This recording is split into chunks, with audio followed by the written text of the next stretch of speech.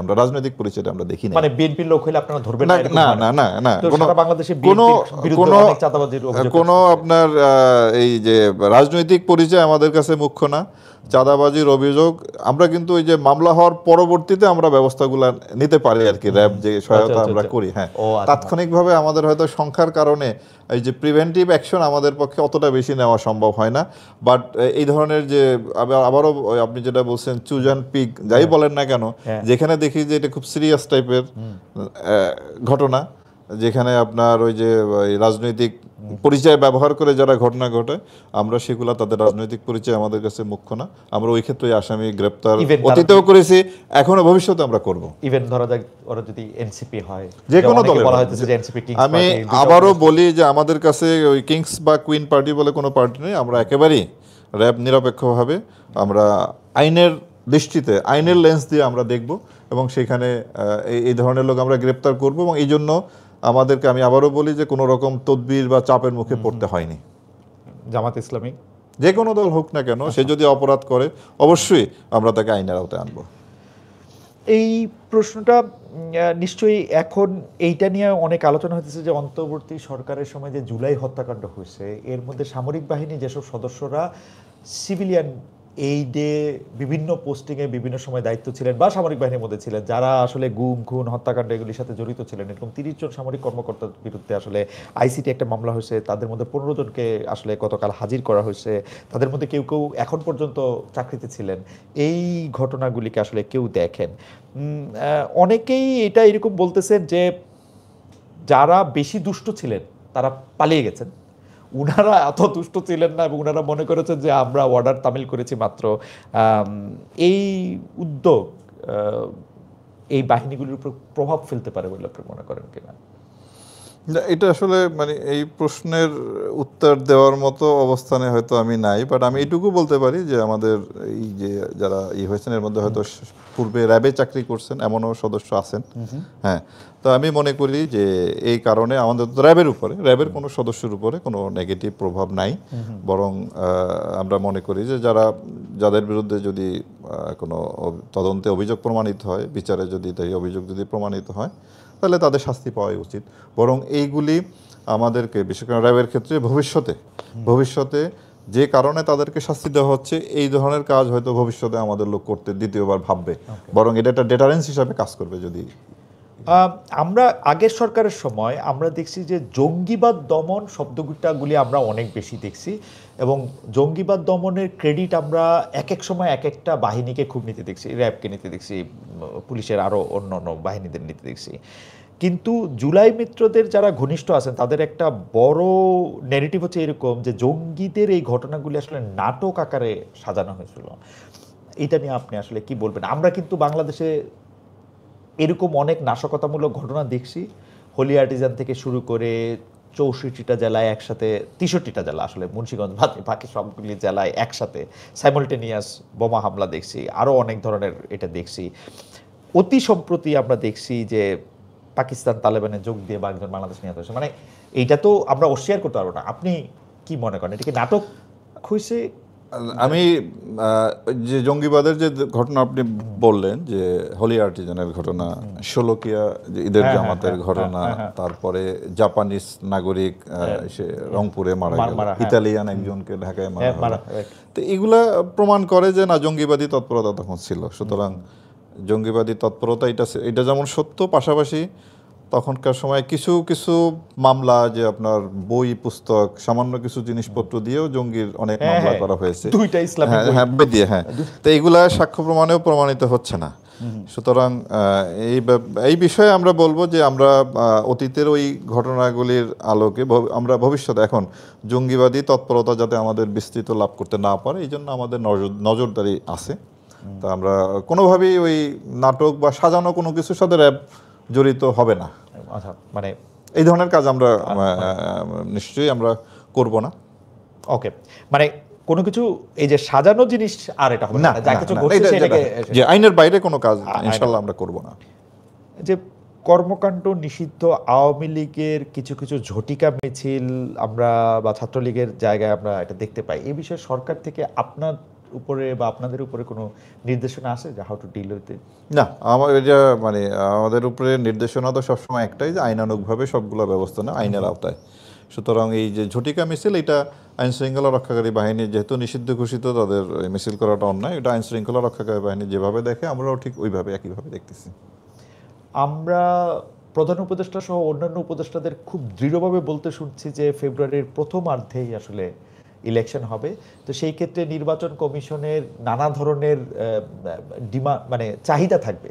তো আপনাদের সাথে তাদের সরাসরি কথা হওয়া শুরু হয়েছে কিনা, তারা কি ধরনের সাহায্য আপনাদের কাছে চাইছে? আপনারও কি মনে হয় যে ফেব্রুয়ারি মাঝামাঝি নাগাদ কি নির্বাচন হচ্ছে? আসলে কেউ কেউ প্রশ্ন করতেছেন হইতেছে না। আপনার নির্বাচন কমিশনে গত কয়েকদিন আগে একটি সভা হয় আইন শৃঙ্খলা রক্ষাকারী বাহিনী সকল বাহিনীর প্রধানকে নিয়ে, আমিও সেই সভায় উপস্থিত ছিলাম। তো সেখানে তারা এই যে আপনি যে সময় বললেন ওই সময় নির্বাচন করার একটা প্রস্তুতি দেখতেছি, এবং আমাদেরকেও সেইভাবে বলা হয়েছে, আমরাও সেই প্রস্তুতি গ্রহণ করা শুরু করেছি। যেমন আমরা আমাদের যে নির্বাচনী একটা প্রশিক্ষণ বাংলাদেশ পুলিশের উদ্যোগে যারা নির্বাচনী কাজে অংশগ্রহণ করবেন তাদের একটা প্রশিক্ষণের উদ্যোগ নেওয়া হয়েছে, তার আওতায় আমরা আমাদের সদস্যকে প্রশিক্ষণ আমরা দিচ্ছি। তো আমি আশাবাদী যে হয়তো নির্বাচন হবে, সময় মতোই হবে। এই প্রশ্নটা একটু আপনাকে নিয়ে, যে আপনার স্বাভাবিক চাকরিকালীন সময়ে আপনার এখন অবসরে যাওয়ার কথা, কিন্তু সরকার আপনাকে বিশেষ দায়িত্ব দিয়ে চুক্তিভিত্তিক নিয়োগ দিয়ে রেখেছে।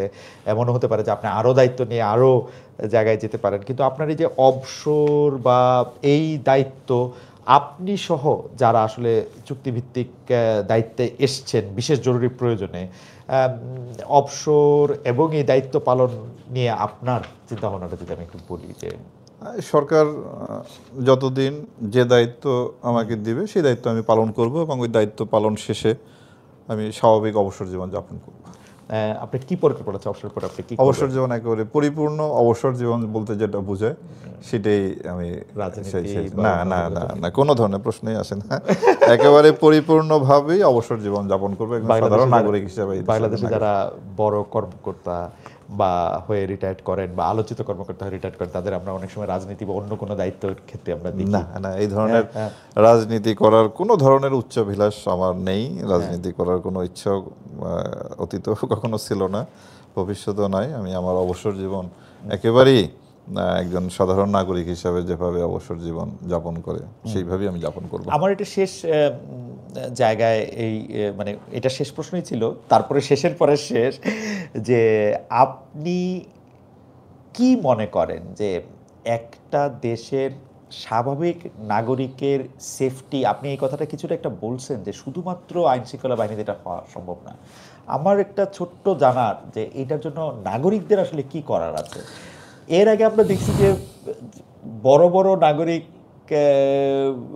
বিপর্যয়ের ক্ষেত্রে আইন শৃঙ্খলা বাহিনী কর্মকর্তাদের বা স্বরাষ্ট্রমন্ত্রীর অনেক কথায় আমরা অনেক আহত হয়েছি। খোদ স্বরাষ্ট্রমন্ত্রী একজন বলছেন যে আল্লাহর মাল আল্লাহ নিয়ে গেছে, প্রধানমন্ত্রী বলছেন আমি তো বেডরুমে নিরাপত্তা দিতে পারবো না। আমার প্রশ্ন যে নাগরিকরা আসলে কি করবেন?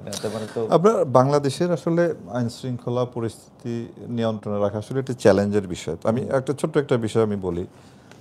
আমাদের দেশে আপনার এই যে ঢাকা শহরে আপনারা দেখবেন যে কিশোর গ্যাং নামে বিভিন্ন ধরনের গ্যাং আছে। মোহাম্মদপুর এলাকা একটা ক্রাইমের একটা হটস্পট। তো আমরা প্রায়শই সেখানে অভিযান পরিচালনা করি, যে আসামি গ্রেপ্তার করি। এটা গ্রেপ্তার করতে গিয়ে দেখি 14-15 বছরের ছেলে, শিশু, যারা শিশু আইনের আওতায় শিশুর ইসে পড়ে, 17-18, এই যে উঠতি বয়সের অনেক ছেলেরা এই সঙ্গে এই ধরনের অপরাধের সাথে জড়িত।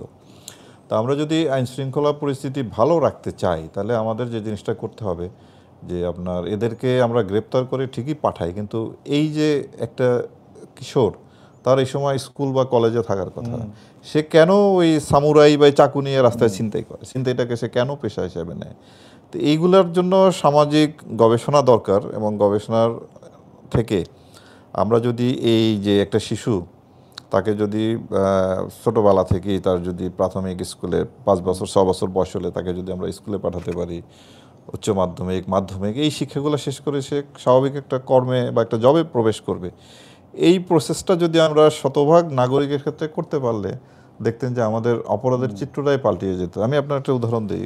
একটা ইউরোপ বা উন্নত কোনো দেশের একজন মানুষ জন্মগ্রহণ থেকে মৃত্যু পর্যন্ত যে সমস্ত রাষ্ট্রীয় সুযোগ সুবিধা তার নাগরিক হিসাবে পায়, আমরা যদি ওই সুযোগ সুবিধা যদি আমাদের দেশের নাগরিকরা যদি দিতে পারতাম, তাহলে কিন্তু আমাদের অপরাধ চিত্র, আমাদের অনেক কিছু অনেক পরিবর্তন হয়ে যেতে পারতো। বাট আনফর্চুনেটলি হয়তো আমরা সেই জায়গায় নাই। এখানে আমাদের জোর দেওয়া দরকার। আমাদের দেশের অনেক উন্নয়ন আমরা হয়তো ফিজিক্যালি দেখি, সেই উন্নয়নের সুফল আমাদের, এটা হয়তো গুটি কয় আপনার ওই যে যারা বড় বড় ব্যবসায়ী, কালো টাকার মালিক, তারপরে আপনার টাকা পাচার করে, ঘুষ, দুর্নীতি, স্বজনপ্রীতি, এই কারণে সম্পদের একটা সুষম বন্টন নাই। তা নাহলে এই অর্থনৈতিক উন্নয়নের যদি কিছুটা অংশ আমাদের দেশের সাধারণ নাগরিকরা পেলেও হয়তো আমাদের দেশের অবস্থা কিছু পরিবর্তন করতো। তা আমাদের এই বিষয়ে হয়তো নজর দেওয়া দরকার, যে এই অপরাধের দিকে যাওয়ার যে উৎসমুখটা যদি আমরা বন্ধ করতে পারতাম, তাহলে বাকি যারা আছে তাদেরকে আমরা আইনের আওতায় এনে এটা নিয়ন্ত্রণ করতে পারতাম। আপনি এখনো দেখেন হাজার হাজার ছেলে আপনার Kamalapur rail station, bus station, Sadarghat, আপনি যখন রাস্তায় গাড়ি নিয়ে যাবেন ডাইনে বাঁয়ে তাকালে দেখবেন যে ছোট ছোট শিশু কিশোর হাতে একটা প্লাস্টিকের একটা ব্যাগ নিয়ে নেশা করে, একটা ড্যান্ডি নাকি বলে একটা যে ধরনের সলিউশন। তো এই যে তারপরে বস্তিতে জন্মগ্রহণ করা একটা শিশু ছোটবেলা থেকেই সে অস্ত্রের ঝনঝনে, মাদকের ঝনঝনের মধ্যে সে বড় হয়। তা আমরা যদি এদিকে হাত দিতে পারতাম, আমরা কেবলমাত্র এই 2 লক্ষ 2 লক্ষ বাহিনীর সদস্য দিয়ে অপরাধ একেবারে নির্মূল করে একটা সমাজকে খুব ভালো জায়গায় নিতে পারবো। সেটা সুযোগটা কম যদি আমরা এদিকে যদি ফোকাস না করি, এদিকে যদি আমরা হাত না দেই, এদিকে যদি কিছু একটা না করি।